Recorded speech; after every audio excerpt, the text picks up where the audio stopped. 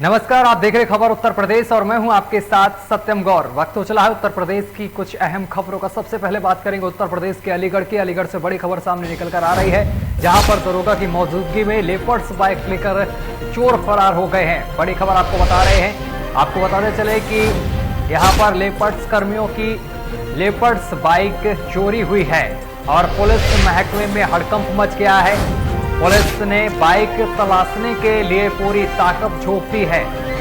Bike का नहीं कोई सुराग मिल पा रहा है। पुलिस सीसीटीवी कैमरे फुटेज खंगालने में जुटी हुई है। जिले के जनपद अलीगढ़ के थाना कवाड़सी का ये पूरा मामला बताया जा रहा है, जहां पर आपको बताते चले कि चोरों ने पुलिस के मौजूदगी में बाइक लेकर फरार हो गए हैं। बड़ी और अहम खबर आपको बता रहे हैं अलीगढ़ से, जहां आपको बताते चले कि पुलिस की मौजूदगी में चोर बाइक लेकर फरार हो गए हैं। थाना कवाड़सी का ये पूरा मामला बताया जा रहा है। और खबर पर ज्यादा जानकारी के साथ हमारे संवाददाता मोहित हमारे साथ जुड़ गए हैं। मोहित, पुलिस की मौजूदगी में चोरों ने हाथ साफ कर दिया है एक बाइक पर, क्या कुछ पूरा मामला है? देखिए, बिल्कुल सत्यम, मैं आपको बता दूं कि अलीगढ़ के थाना कवाड़सी का ये पूरा मामला है, जहां कवाड़सी चौराहे पर पुलिस देर रात चेकिंग कर रही थी। पुलिस चेकिंग तो कर रही थी वाहनों की, लेकिन अपनी गाड़ी को ना बचा सकी। यानी कि जो उनकी लेपर्ड है, वो लेपर्ड बदमाश जो हादसा से लेपर्ड चुरा कर ले गए। जब लेपर्ड की आने की सूचना पुलिस महकमे में मची तो लगातार वहां पर हड़कंप मच गया। देखिए, सबसे बड़ी हम आपको बात बताएं कि एसएसपी कलावंत मैथानी लगातार तरह तरह के अभियान चला रहे हैं और ये बताना चाह रहे हैं कि अलीगढ़ में पुलिस व्यवस्था कायम है। यानी कि चोर उचक्कों, अब अलीगढ़ में बहुत दूर रहेंगे, लेकिन चोर उचक्कों ने भी लगातार ये साफ कर दिया है कि वो पुलिस से कहीं ज्यादा ऊपर है। इसीलिए उन्होंने साफ तौर से कहा था कि एक तरीके से पुलिस को उन्होंने चैलेंज दे दिया, क्योंकि जो पुलिसकर्मियों की लेपर्ड गाड़ी थी, जो अपाची मोटरसाइकिल थी, जिससे पुलिसकर्मी लगातार दूसरों के माल को रखाने के लिए लगातार उससे दौड़ा करते थे, बदमाश उसी को लेकर भागे। पुलिस सीसीटीवी कैमरे खंगालने में लगातार जुटी हुई है और साथ ही साथ में पुलिस महकमे में पूरा हड़कंप मच गया, क्योंकि निश्चित रूप से अब ये कहा सकता है कि चोर है, जो बदमाश है, उन्होंने एसएसपी कलावंत थाना को एक खुली चुनौती दे दी है। अब देखना यही होगा कि पुलिस अपाची बाइक उनको चुराकर तो ले गया, पुलिस आगे इस बाइक को कब बरामद कर पाती है, क्योंकि लगातार। बिल्कुल मोहित, बहुत बड़ी बात है यहाँ पर कि जो दूसरों की सुरक्षा के बड़े बड़े दावे करती पुलिस है, वो अपनी ही सुरक्षा नहीं कर पा रही है, अपने सामान की रखवाली नहीं कर पा रही है। दरोगा की मौजूदगी में लेपर्ड्स बाइक लेकर यहाँ पर चोर फरार हो जाते हैं। पुलिस की आंखों में धूल झोंक कर यहाँ से फरार हो जाते हैं। एक अपने आप में बड़ा सवाल है और कवाड़सी थाना पहले से भी चर्चा का विषय बना रहा है। देखिए, बिल्कुल सत्यम, इसमें कोई बुराई नहीं है। देखो, कवाड़सी थाना यानी कि अलीगढ़ का सबसे बड़ा सिटी का अगर थाना कोई कहा जाता है तो कवाड़सी थाना कहा जाता है, क्योंकि उसमें 9 चौकियां थाने में लगती हैं और पुलिस रात सुरक्षा के वहाँ की दावे करती है। क्योंकि देखा भी जाता है कि एसएसपी कलावंत मैथानी जो है बेस्ट पुलिसिंग के लिए माने जाते हैं और लगातार शहर में तरह तरह के अभियान चल रहे हैं, चाहे अभियान एबीसीडी हो, अभियान नकेल हो, अभियान मतलब तमाम तरीके अभियान लगाते हैं। और पुलिस लगातार 6 बजे से गाड़ी चेक करने में लगी हुई है। कोई अनावश्यक वाहन तो नहीं है, नेम प्लेट होने पर चालाना, बुलेट मॉडिफाई अगर होती है तो 15,000 का चालाना। यानी कहा जा सकता है कि अलीगढ़ पुलिस लगातार चालान करने में तो व्यस्त है, लेकिन अपने माल की सुरक्षा वो नहीं कर पा रही है, क्योंकि साफ तौर से देखने को यही मिल रहा है कि पुलिस कर्मियों की जो लेपर्ड बाइक है अपाची, जो थाना कवाड़सी की है, जिससे पुलिस लगातार गश्त दे दी थी। लोगों को रोकने की घटना में जो लेपर्ड काम में आती है, बदमाश उसको ही लूट कर ले रखे हैं। अब देखना होगा। एसपी से बात हुई इस पूरे मामले पर, उनका क्या कुछ कहना है, किस तरीके से पुलिस टीम अब काम कर रही है, क्या टीमें गठित की गई हैं? देखिए, एसपी सिटी से जब हमारी बात हुई तो सबसे पहले तो मामला नकार से हुआ है, लेकिन जब मामला पूरी तरह से मीडिया में आ गया तो लगातार यही बात बोले आते हैं। क्योंकि देखिए, पुलिस का सबसे बड़ा फायदा यही है, उनकी हिसाब से बोला जाता है कि हमने टीमें गठित कर दी हैं, सीसीटीवी फुटेज खंगालने जा रहे हैं, कुछ लोगों को चिन्हित कर रहे हैं। अब देखना ये होगा कि एसएसपी को निश्चित रूप से चेतावनी तो जरूर दी है। आखिर अलीगढ़ पुलिस अपनी ही बाइक को कब बरामद करवाती है, अपने आप में एक देखने वाली बात होगी। बिल्कुल, तमाम जानकारी साझा करने के लिए बहुत बहुत शुक्रिया आपका मोहित।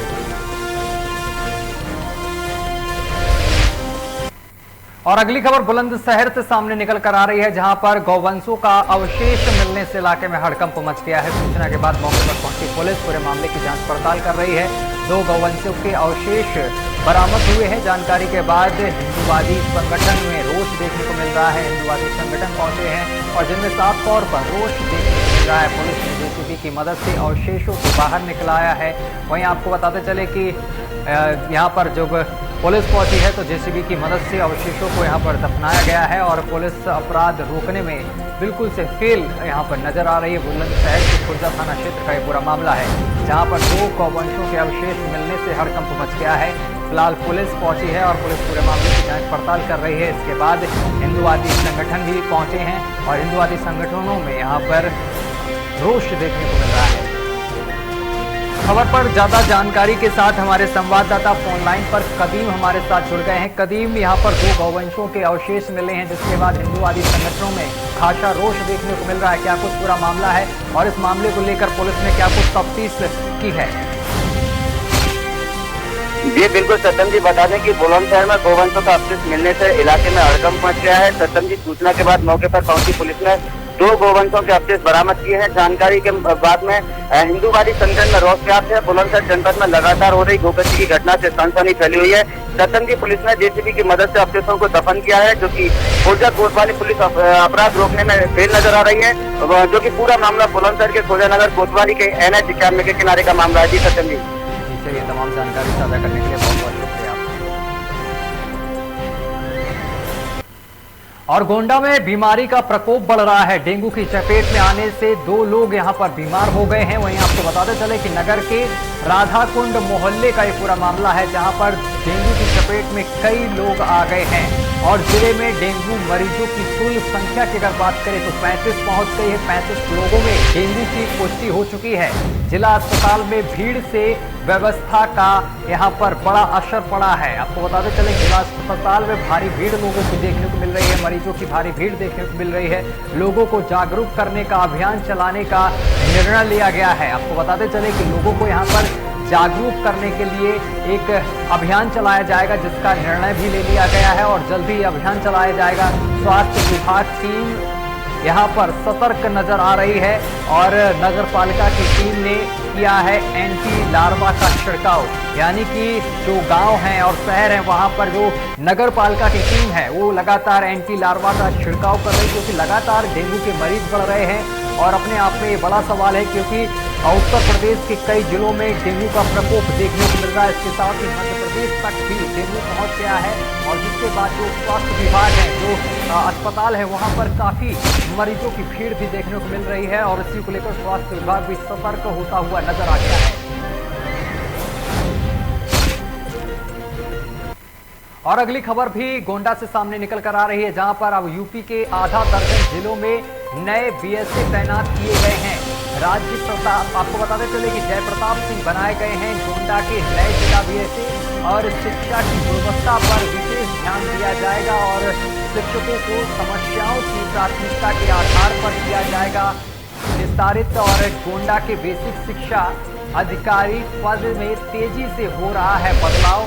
6 महीने में 3 नए बेसिक शिक्षा अधिकारी और 1 बीएसए हुए हैं निलंबित और 2 लोगों को का यहाँ पर तबादला भी किया गया है। तो यानी कि बड़ी कार्रवाई होती हुई नजर आ रही है गोंडा में, जहाँ पर आपको बताते चले कि इससे पहले कई तबादले भी हुए हैं और 6 महीने के अंदर 3 बेसिक शिक्षा अधिकारी और साथ ही 1 बीएसए यहाँ पर बदला गया है और 2 को निलंबित भी कर दिया गया है।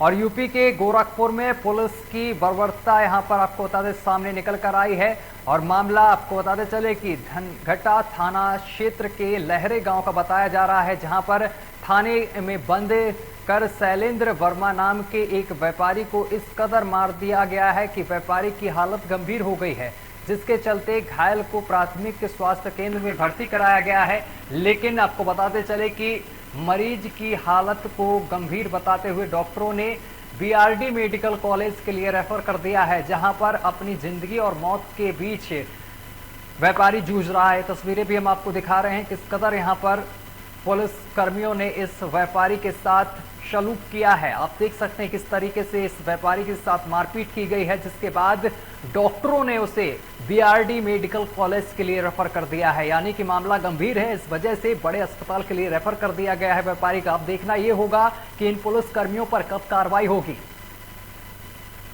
और इसी खबर पर ज्यादा जानकारी के साथ हमारे संवाददाता अवनीश हमारे साथ जुड़ गए हैं। अवनीश, अभी मनीष का मामला अभी शांत भी नहीं हुआ था, एक बार फिर से पुलिस ने अपना चेहरा दिखा दिया। जी, संत कबीर नगर घनघटा थाने का यह मामला है। वहाँ के रहने वाले एक व्यापारी हैं जिनको शैलेंद्र वर्मा, एक थाने का सिपाही बुलाता है और उसके बाद दूसरे पक्ष के आरोप लगाने के बाद पुलिस उनको मारना पीटना शुरू कर दी। इतनी बेदर्दी से पीटना शुरू की कि हालत गंभीर हो गई और जब वो अचेत मुद्रा में हो गए तो पुलिस उनको एक निजी अस्पताल में भर्ती कराई, जहां से उनको रेफर किया गया। जी। उसके बाद जब मामला नहीं था तो एसएचओ उसको जो है सड़क मार्ग में ही छोड़ के भाग गए।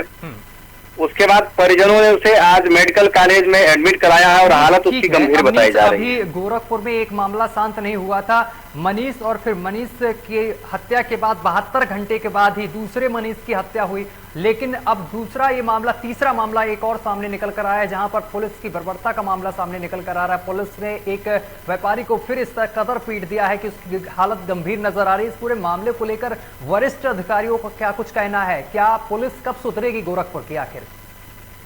जी, जैसे जब शैलेंद्र वर्मा ने बताया कि करीब 10 से 15 सिपाही जो है एसएचओ के सामने उसको लात घूसे से मार रहे थे, तो एसएचओ बैठ करके तमाशेगीर बने हुए थे। और जो इस मामले में अधिकारियों से इस मामले में बात की गई तो कैमरे के सामने अभी कुछ कहने से जो है नदारत हैं, क्योंकि उनका ये कहना है कि अभी पूरा मामला संज्ञान में नहीं है, आने के बाद ही कुछ कहूंगा। वही पीड़ित चीख चीख करके एसएचओ और 10 से 15 सिपाहियों के ऊपर आरोप लगा रहा है। अवनीश, अभी जो जिस व्यापारी को मारा गया है उसकी हालत क्या कुछ बनी हुई है? उसकी हालत एकदम गंभीर बताई जा रही है और मुझे तो लगता है कि मेडिकल कॉलेज से भी उधर रेफर कर दिया जाएगा। चलिए, तमाम जानकारी साझा करने के लिए बहुत बहुत शुक्रिया आपका।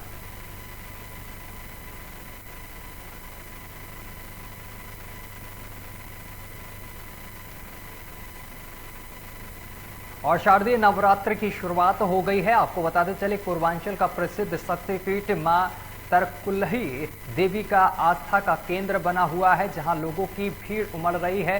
प्रशासनिक व्यवस्था चाक चौबंद यहां पर कर दी गई है और यह देश का एक लौता मंदिर है जहां बंधु सिंह ने अंग्रेजों के सिर चढ़ा के जो बलि के परंपरा शुरू की थी वो आज भी यहां लागू है। अब यहां पर बकरे की बलि चढ़ाई जाती है।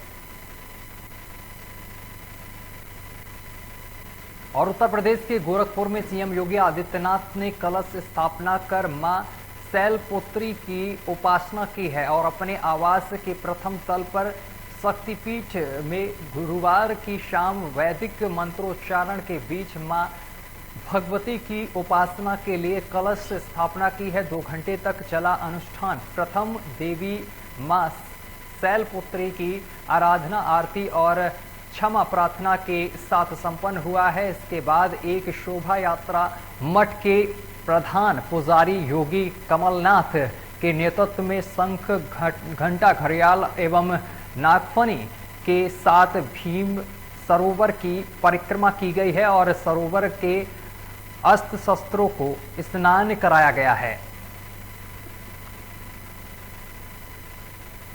और प्रधानमंत्री नरेंद्र मोदी के 20 साल सेवा के अवसर पर उरई मुख्यालय के राजकीय इंटर कॉलेज सभागार में माटी कला विभाग ने इलेक्ट्रॉनिक चाक वितरण का कार्यक्रम आयोजित किया है और इस मौके पर सदर विधायक गौरीशंकर वर्मा और कालपी विधायक नरेंद्र सिंह जादौन ने 40 पात्रों को इलेक्ट्रॉनिक चाक वितरित की है। और सदर, आपको बताते चले कि विधायक ने पात्रों को संबोधित करते हुए बताया है कि योगी सरकार ने परंपरागत हुनर को बढ़ावा देने के लिए कुम्हार शक्तिकरण योजना चलाई है। जो योजना तरह तरह के लोग यहां पर लोगों को ट्रेनिंग देगी, यहां पर लोग पहुंचेंगे और कुम्हारों को ट्रेनिंग भी दी जाएगी। अमृत महोत्सव कार्यक्रम के तहत जिले के 40 कुम्हारों को इलेक्ट्रॉनिक चाक वितरण किया गया है और केंद्र सरकार ने खादी ग्रामोद्योग आयोग के माध्यम से इस योजना की नई रफ्तार देते हुए कुम्हार समुदाय को आत्मनिर्भर भारत अभियान के अलग पहचान दिलाने की पहल की है।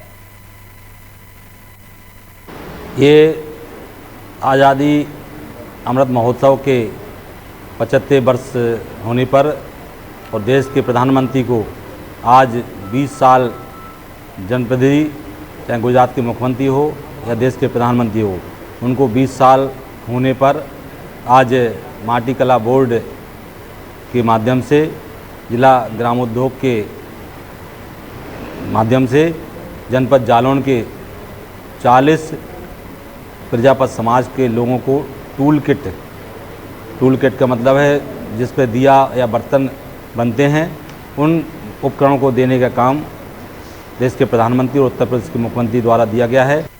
और अगली खबर जालौन से सामने निकल कर आ रही है, जहां पर 108 एम्बुलेंस की खस्ता हालत की तस्वीर सामने निकल कर आई है।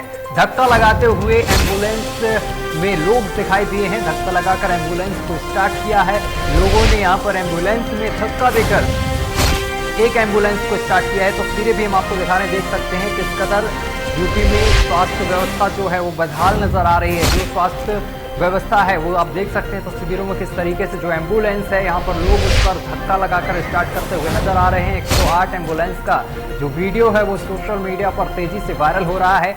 उरई मुख्यालय के जिला अस्पताल का ये पूरा मामला बताया जा रहा है, जहाँ पर एक एम्बुलेंस को लोग धक्का लगाकर स्टार्ट करते हुए नजर आ रहे हैं।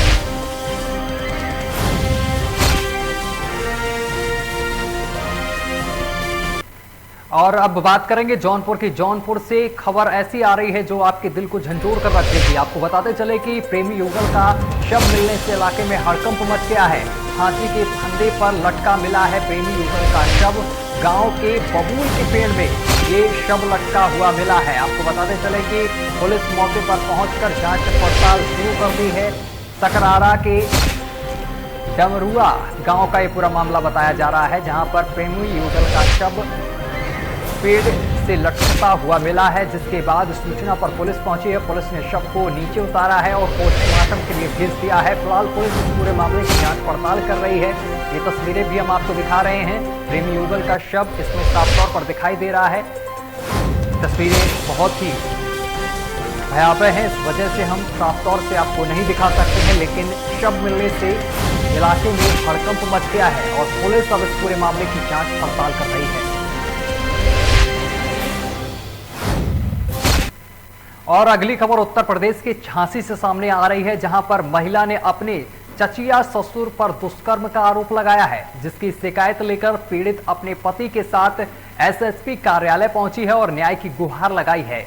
पीड़िता की माने तो दोनों आरोपियों ने महिला को घर में अकेला पाकर उसके साथ दुष्कर्म किया और धमकाते हुए भाग गए। वही महिला इसकी शिकायत लेकर थाने पहुंची है, तो थाने में कार्रवाई भी नहीं की गई है, किसी भी तरीके की रिपोर्ट नहीं लिखी गई है। उसे यह कहते हुए चलता कर दिया है कि यह मामला घर का है, घर में ही सुलझा लो। तो आपको बताते चले कि चचिया ससुर पर यहां पर गंभीर आरोप लगाए गए हैं। महिला ने दुष्कर्म करने का आरोप लगाया है, जिसके बाद महिला ने पुलिस से जब न्याय की गुहार लगाई तो पुलिस का कहना है कि घर का मामला है, घर में ही जाकर सुलझा लो। जिसके बाद महिला ने वरिष्ठ अधिकारियों से न्याय की गुहार लगाई है। झांसी से हमारे साथ राजीव फोन लाइन पर जुड़ गए हैं। राजीव, जिस तरीके से यहाँ पर एक महिला ने अपने चचिया ससुर पर दुष्कर्म का आरोप लगाया है, क्या कुछ पूरा मामला है और पुलिस ने अभी तक क्या कुछ कार्रवाई की है इस पूरे मामले को लेकर?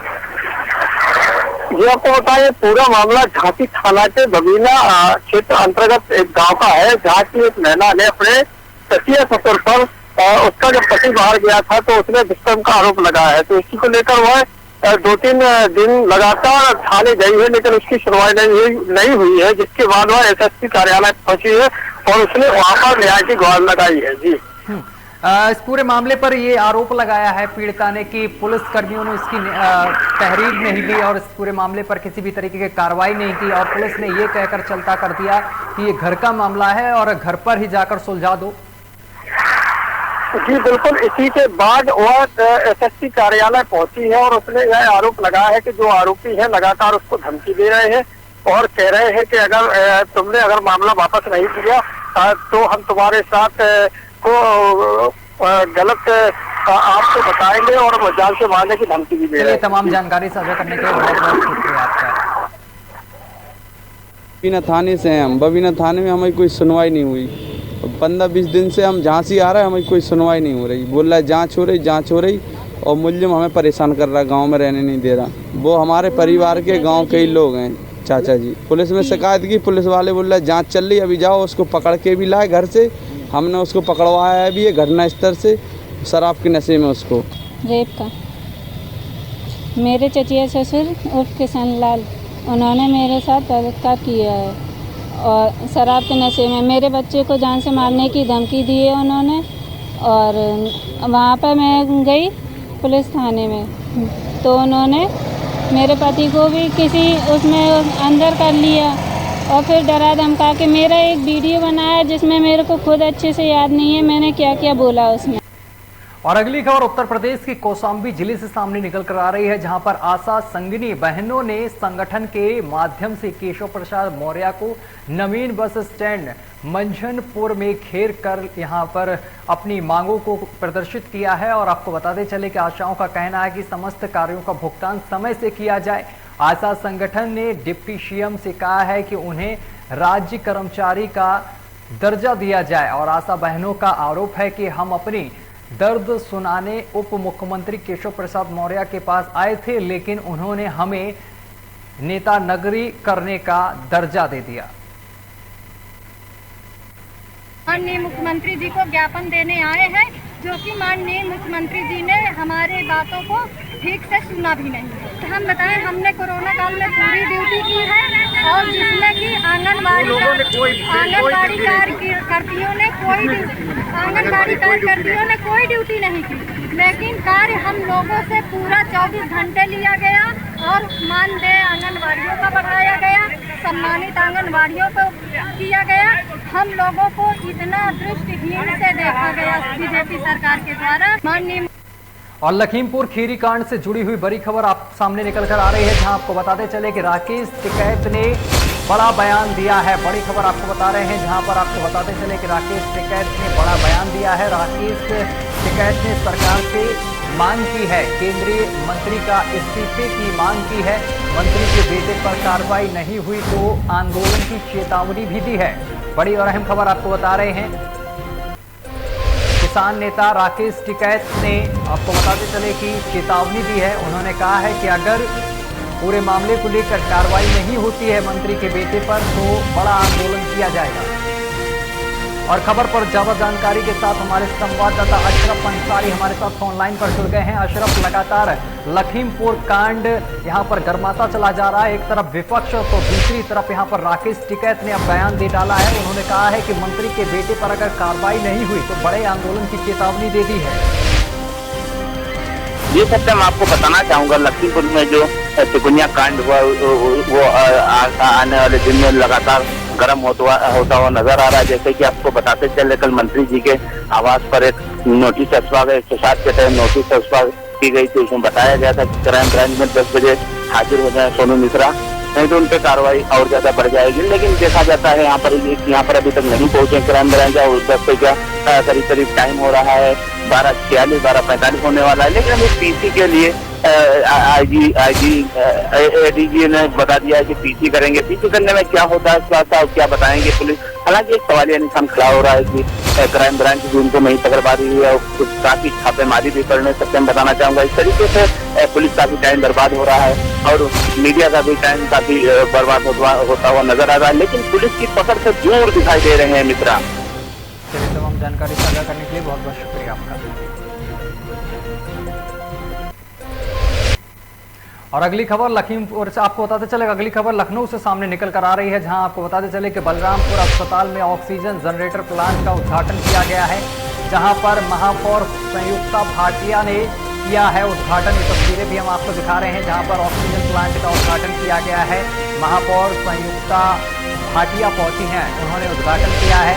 960 MLD के ऑक्सीजन प्लांट का शुभारंभ हुआ है। इंडियन आपको दिखा रहे हैं तस्वीरें, आप देख सकते हैं किस तरीके से यहाँ पर उद्घाटन किया जा रहा है। इंडियन ऑयल के CSR की मदद से लगे हैं ऑक्सीजन जनरेटर, ऑक्सीजन प्लांट। और इन तस्वीरों को हम आपको दिखा रहे हैं। लखनऊ के मरीजों के लिए राहत भरी खबर सामने निकल कर आई है, क्योंकि ये प्लांट आपको बताते चले कि बलरामपुर अस्पताल में यहाँ पर ऑक्सीजन प्लांट लगा है। ऑक्सीजन जनरेटर प्लांट का उद्घाटन किया गया है। महापौर संयुक्ता भाटिया ने इसका उद्घाटन किया है। 960 MLD के ऑक्सीजन प्लांट का शुभारंभ हुआ है। और अगली खबर उत्तर प्रदेश के मैनपुरी से सामने निकल कर आ रही है, जहां पर समाजवादी पार्टी कार्यकर्ताओं ने पेट्रोल और डीजल की बढ़ती कीमतों को लेकर विरोध प्रदर्शन किया है। अनोखे विरोध प्रदर्शन के माध्यम से हम आपको बताते चले कि लोगों को यहां पर ध्यान खींचने वाले सपा कार्यकर्ताओं ने विरोध जताते हुए नायाब तरीका खोजा है और नगर भोगांव के भोगांव मैनपुरी रोड पर स्थित एक पेट्रोल पंप पर पेट्रोल डलवाने आते हुए लोगों को माला पहनाकर और मिठाई खिलाकर विरोध जताया है। पेट्रोल पंप के आसमान छूते, आपको बताते चले कि पेट्रोल के आसमान छूते हुए दामों को लेकर विपक्ष नाराज नजर आ रहा है, जिसको लेकर सरकार के खिलाफ जमकर नारेबाजी की है और पेट्रोल पंप के बाहर खड़े होकर जो लोग वहां पर पेट्रोल भरवाने आए हैं उनको माला पहनाया गया है और मिठाई खिलाई गई है। और अगली खबर शामली से सामने निकल कर आ रही है। शामली में आपको बताते चले कि दिल्ली सहारनपुर नेशनल हाईवे मार्ग पर स्थित दिव्या पब्लिक स्कूल में एक अनियंत्रित स्कॉर्पियो कार तेजी से बाहर बनाई गई अस्थायी बाउंड्री वॉल को तोड़ते हुए स्कूल के बाहर ही अपने ट्रांसपोर्ट कमरे तक जा घुसी है और कार ने अपनी चपेट में लेते हुए स्कूल के बाहर खड़ी साइकिल और मोटरसाइकिलों को रौंद दिया है, जिससे भारी नुकसान भी हुआ है। कार की स्पीड का अंदाजा इन तस्वीरों को देखकर आप लगा सकते हैं कि किस तरीके से यहां पर जो गाड़ियां खड़ी थीं और साइकिलें खड़ी थी वो चकनाचूर हो गई हैं। वहीं ट्रांसपोर्ट इंचार्ज के कमरे के बाहर बरामदे का मजबूत पिलर भी कार की टक्कर से टूट गया है, बुरी तरीके से क्षतिग्रस्त हो गया है। वहीं हादसे के एकदम बाद हड़कंप मच गया है, जिसके बाद पुलिस को सूचना दी गई है। पुलिस मौके पर पहुंची है और पूरे मामले की जांच पड़ताल कर रही है। जी, दरअसल हम तो अभी लगभग आधा घंटा पहले अपने ऑफिस में पीछे बैठे थे, ट्रांसपोर्ट ऑफिस में कुछ ड्राइवर लोग बैठे थे और हम बैठे थे। उसी दौरान हमने देखा कि एक स्कॉर्पियो गाड़ी, ये वाइट कलर की, लगभग 150 की स्पीड से, 150 से ऊपर ही होगी, जिसमें 4-5 बंदे बैठे हुए थे। वो इतनी स्पीड से आई और रोड से नीचे उतर गए, हमारी गाड़ियों के सामने वो निकल गए, पार्क में आ गए।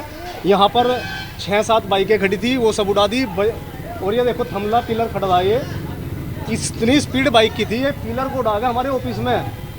साइड में जो ये देखो बाइकों का चूरा बना दिया है बिल्कुल। स्पीड की आप कोई भी आइडिया नहीं लगा सकते कितनी स्पीड होगी इसकी। जब हम मौके पर बाहर ऑफिस में घबरा गए तो हम एकदम तुरंत बाहर आए। हमने सोचा लेंटर भी गिरेगा नीचे। जब बाहर निकल कर आए तो देखा इसमें कुछ घायल थे। सबसे पहले हमने उन घायलों को बाहर निकाला, 112 पे कॉल करी और उनको तुरंत पुलिस को कॉल की। सिद्धार्थनगर जिले में स्थापित 3 ऑक्सीजन प्लांटों का प्रधानमंत्री नरेंद्र मोदी ने वर्चुअल तरीके से लोकार्पण किया है और प्रधानमंत्री के इस कार्यक्रम के लाइव प्रसारण में स्थानीय सांसद जगदम्बिका पाल, विधायक और जिलाधिकारी समेत काफी संख्या में स्थानीय लोग भी मौजूद रहे हैं।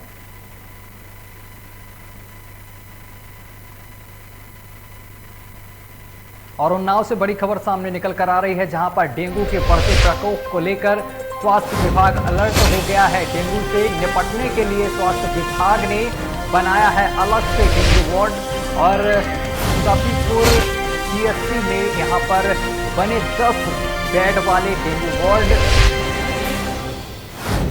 मॉस्कीटो कोयल हो गए हैं। और आपको बताते चले कि यहां पर आए दिन मरीजों की संख्या बढ़ती ही जा रही है, जिसको लेकर अब स्वास्थ्य विभाग अलर्ट मोड पर दिखाई दे रहा है।